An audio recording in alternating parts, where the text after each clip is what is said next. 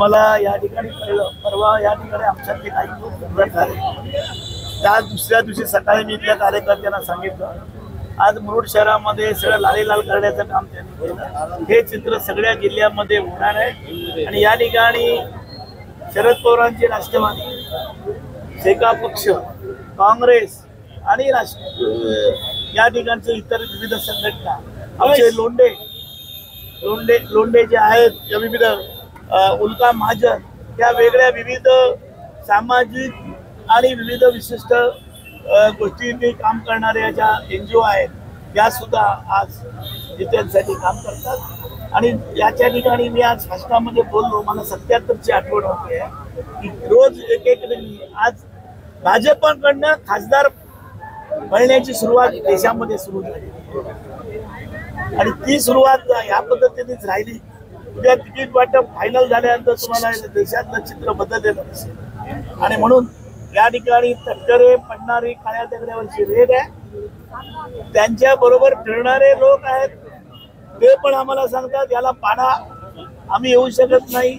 कोण कुठे ह्याच्यामध्ये अडकले, कोण कुठे कॉन्ट्रॅक्टमध्ये अडकले आणि 5 वर्षामध्ये अपयशी खासदार म्हणून त्याचं नाव या ठिकाणी नोंदवलं गेलेलं आहे.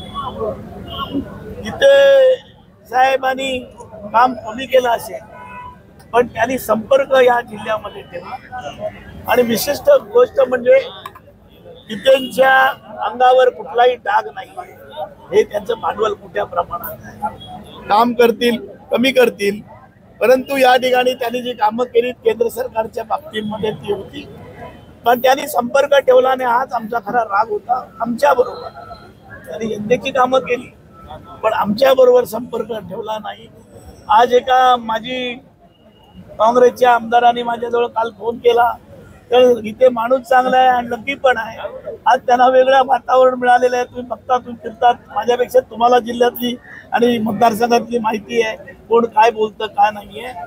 पण 5 वर्षाकरते खासदार म्हणून जे काम करायला पाहिजे ती कामं त्यांनी केलेली नाहीत. ते आणि कुठल्या तोंडाने ते आता मतदानाला जाणार. कसं बघता या त्याला तिथे येऊन निवडून येऊन दे त्याच्या मतदारसंघात.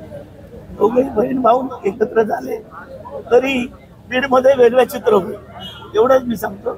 आता त्याच्या बारशाच्या आधी, त्याच्या बारशाच्या मुल्या मी खाल्लेल्या आहेत. त्याच्या आधी शेका पक्ष कधी संपणार नाही.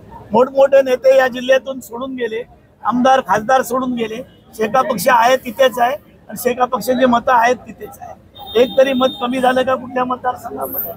आणि आज जे गेले ते फसले, जे गेले त्यांचे फसलेले आहेत. त्यांना तोंड दाखवायला पण आता जागा राहिली नाही, अशी परिस्थिती झालेली आहे. पक्ष बदलला आणि शेका पक्ष गेला, तो कधीच मोठा होऊ शकतो.